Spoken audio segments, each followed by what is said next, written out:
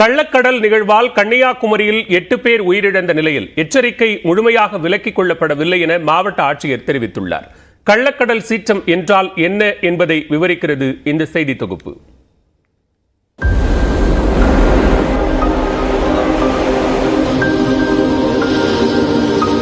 கடந்த 5 மற்றும் 6ஆம் தேதிகளில் கன்னியாகுமரி மாவட்டம் தேங்காய்பட்டினம், கோடிமுனை, லெமூர் கடற்கரையில் கடல் சீற்றத்தின் போது வேகமாக எழுந்த பெரிய அலையில் சிக்கி 8 பேர் உயிரிழந்தது பெரும் அதிர்ச்சியை ஏற்படுத்தியுள்ளது. இதுபோன்ற ஒரு நிகழ்வு ஏற்படும் என வானிலை ஆய்வு மையம் கடந்த 3ஆம் தேதியே எச்சரிக்கை விடுத்தது. தேசிய பெருங்கடல் தகவல் சேவை மையம் வெளியிட்ட எச்சரிக்கையில் தமிழ்நாட்டின் தென்கடலோர பகுதிகள் மற்றும் கேரளாவின் கடற்பகுதிகளில் மே 4, 5 மற்றும் 6 ஆகிய தேதிகளில் கடல் சீற்றம் அதிகமாக இருக்கும் என எச்சரித்திருந்தது. கடல் கொந்தளித்து கரையோரம் பலத்த பாதிப்பை ஏற்படுத்தும் கள்ளக்கடல் சீற்றம் என்பதால் கன்னியாகுமரி, தூத்துக்குடி, ராமநாதபுரம், நெல்லை ஆகிய கடலோர பகுதிகளுக்கு ரெட் அலர்ட் விடுக்கப்பட்டது. கடலில் பல ஆயிரம் மைல்களுக்கு அப்பால் உருவாகும் ஒரு ஆற்றல் கடல் அலைகள் மூலமாக பயணித்து பெரும் வேகத்துடன் கரையை அடைவதை கள்ளக்கடல் சீற்றம் என்கின்றனர் ஆய்வாளர்கள். இந்த கள்ளக்கடல் என்கின்ற வார்த்தை அது ஒரு மலையாள வார்த்தை. மலையாள மொழியை பேசக்கூடியவங்க அதிகமாக பயன்படுத்தக்கூடியது. கேரளாவை சார்ந்த அந்த மீனவ மக்கள் அதிகமாக பயன்படுத்தக்கூடிய வார்த்தை தான் இந்த கள்ளக்கடல். கள்ளன் போல எந்தவித சத்தமும் முன்னறிவிப்பும் இல்லாமல் மக்கள் வசிக்கும் கரையோர பகுதிகளில் கொந்தளிப்புடன் நுழையும் கடல் நீர் என்ற அர்த்தத்தில் இந்த பெயர் வைக்கப்பட்டதாக கூறப்படுகிறது. சுனாமியும் கள்ளக்கடலும் ஒன்றல்ல.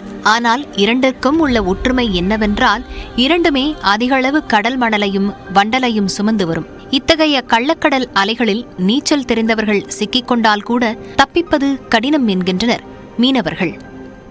2 பேர் தண்ணியில் 2 பேர் பாடி தண்ணியில் மோய்ந்து நின்றுச்சு.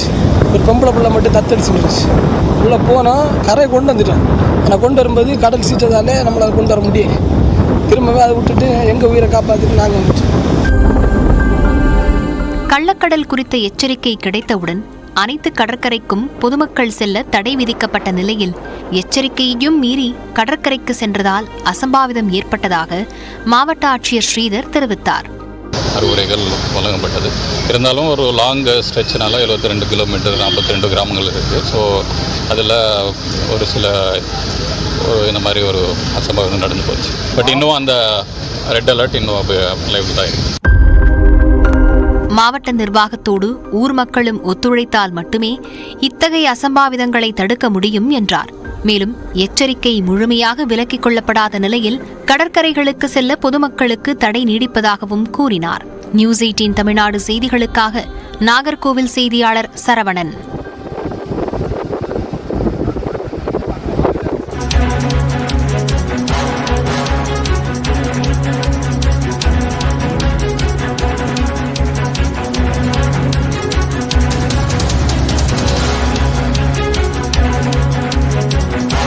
தற்போதைய அண்மை செய்தியை பார்த்துக் கொண்டிருக்கிறோம். தமிழ்நாட்டில் அமுல் பால் பண்ணை தொடங்கப்படுவதாக வெளியான செய்திக்கு தற்போது பால்வளத்துறை மறுப்பு தெரிவித்திருக்கிறது. இது தொடர்பான கூடுதல் விவரங்களோடு இணைகிறார் சிறப்பு செய்தியாளர் அபினேஷ். அபினேஷ், விவரங்களை பதிவு செய்யலாம். பாலவேல், தமிழகத்தில் அமுல் நிறுவனம் தற்போது வரை தன்னுடைய பால் பண்ணையை அமைக்கவில்லை என்றும் அமுல் நிறுவனம் பால் விற்பனையை தற்போது வரை தமிழகத்தில் தொடங்கவில்லை. இருப்பினும் ஆவின் நிறுவனத்துக்காக போட்டியாக சென்னை, காஞ்சிபுரம், செங்கல்பட்டு, திருவள்ளூர் மாவட்டங்களில அமுல் நிறுவனம் பால் விற்பனையை தொடங்க உள்ளதாக வெளியான தகவலுக்கு பால்வளத்துறை மறுப்பு தெரிவித்திருக்கிறது. குறிப்பாக தமிழ்நாட்டில் ஏற்கனவே ஒரு பொதுத்துறை நிறுவனமாக ஆவின் நிறுவனம் செயல்பட்டு வருகிறது. தமிழகம் முழுவதும் ஆவின் விற்பனை நிலையம் இருக்கக்கூடிய நிலையில கடந்த ஆண்டு ஆவின் நிறுவனத்துக்கு போட்டியாக அமுல் நிறுவனம் தன்னுடைய தொழிற்சாலை ஒன்றை கிருஷ்ணகிரி மாவட்டத்துல அமைப்பதாக முன்னெடுத்தது. கொள்முதலை இங்க பண்ணக்கூடாது அப்படின்னு அப்போது முதலமைச்சர் மு.க. ஸ்டாலின் மத்திய அரசுக்கு கடிதம் எழுதியிருந்தார்.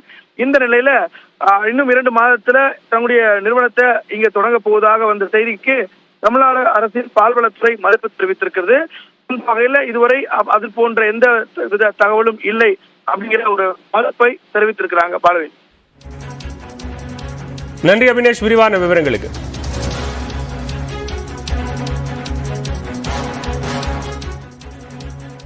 இ-பாஸ் நடைமுறை காரணமாக உதகை மற்றும் கொடைக்கானலுக்கு வரும் வாகனங்களின் எண்ணிக்கை குறித்து முக்கிய சுற்றுலா தலங்கள் கூட்டமின்றி வெறிச்சோடி காணப்பட்டன.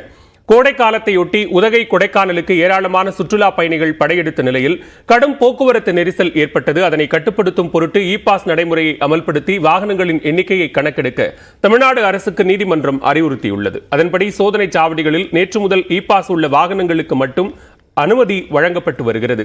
தமிழ்நாடு கேரளா எல்லையில் உள்ள நாடுகாணி சோதனை சாவடியில் உதகைக்கு செல்ல சுமார் 3 கிலோமீட்டர் தூரத்திற்கு நூற்றுக்கணக்கான வாகனங்கள் வழக்கமாக அணிவகுத்து நிற்கும். ஆனால் புதிய கட்டுப்பாடு காரணமாக நாடுகாணி சோதனை சாவடியில் 2வது நாளாக வெறிச்சோடி காணப்பட்டது. கொடைக்கானலிலும் இ பாஸ் நடைமுறை காரணமாக சுற்றுலா பயணிகளின் வருகை குறைந்துள்ள நிலையில் எப்போதும் பரபரப்பாக காணப்படும் ஏரிச்சாலை, அண்ணா சாலை உள்ளிட்ட பகுதிகள் களையிழந்து காணப்பட்டன. கொடைக்கானலில் சுற்றுலாவை நம்பி 90% மக்கள் உள்ள நிலையில் இ பாஸ் நடைமுறை குறித்து சுற்றுலா பயணிகளுக்கு விழிப்புணர்வு ஏற்படுத்த அவர்கள் கோரிக்கை விடுத்துள்ளனர். ஆந்திர மாநிலம் நகரி சட்டமன்ற தேர்தலில் ஒய்எஸ்ஆர் காங்கிரஸ் வேட்பாளர் ரோஜா பெருவாரியான வாக்குகள் வித்தியாசத்தில் வெற்றி பெறுவார் என்று அவரது கணவரும் இயக்குநருமான ஆர்.கே. செல்வமணி தெரிவித்தார். ஆந்திர மாநிலத்தில் வரும் 13ஆம் தேதி மக்களவைத் தேர்தலோடு சட்டப்பேரவைத் தேர்தலும் நடைபெற உள்ளது. இதனை முன்னிட்டு அரசியல் கட்சி தலைவர்கள் மற்றும் வேட்பாளர்கள் தீவிர பரப்புரையில் ஈடுபட்டுள்ளனர்.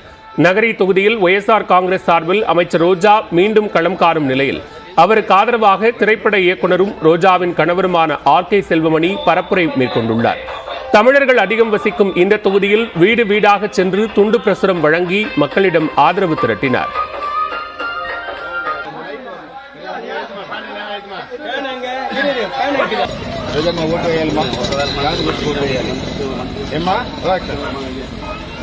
రోజమ్మ ఓటు వేయాలి. పోలింగ్ మిషన్ ఇలా ఉంటుంది, మిషన్ ఇలా ఉంటుంది. దీనిలో చాలా ఉంటాయి, 8 మంది ఉంటారు, 8 பேர் இருப்பாங்க. இதுல 3ஆவதா ஒன்று இருக்கும், 4ஆவது ஒன்று. அப்போது நியூஸ் 18 தொலைக்காட்சிக்கு பேட்டியளித்த ஆர்.கே. செல்வமணி நாட்டில் எந்த மாநிலத்திலும் இல்லாத அளவுக்கு ஏராளமான வளர்ச்சி திட்டங்களை ஜெகன்மோகன் ரெட்டி அரசு செயல்படுத்தி இருப்பதாக மகிழ்ச்சி தெரிவித்தார்.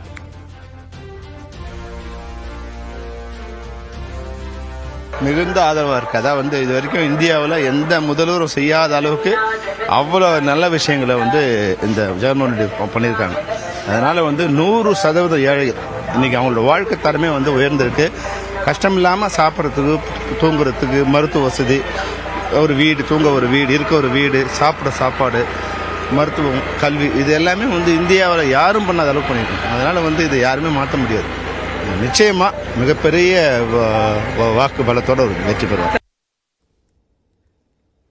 தெலங்கானாவில் மக்களவைத் தேர்தலில் பாஜக இரட்டை இலக்கத்தில் வெற்றி பெறும் என்று செகந்திராபாத் தொகுதி வேட்பாளரும் மத்திய அமைச்சருமான கிஷன் ரெட்டி தெரிவித்துள்ளார். செகந்திராபாத் தொகுதிக்குட்பட்ட பகுதிகளில் கிஷன் ரெட்டி திறந்த வாகனத்தில் சென்று வாக்கு சேகரித்தார். அப்போது நியூஸ் 18 தொலைக்காட்சிக்கு பேட்டியளித்த கிஷன் ரெட்டி தெலங்கானாவில் ஆளும் காங்கிரசுக்கு எதிர்ப்பு இருப்பதாக கூறினார்.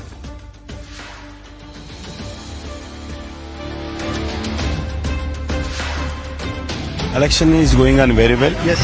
People of Telangana wants to Narendra Modi should become Prime Minister again. Okay. That's why every village, especially youth and women, they are in favor of BJP. In Telangana, we will get double-digit seats.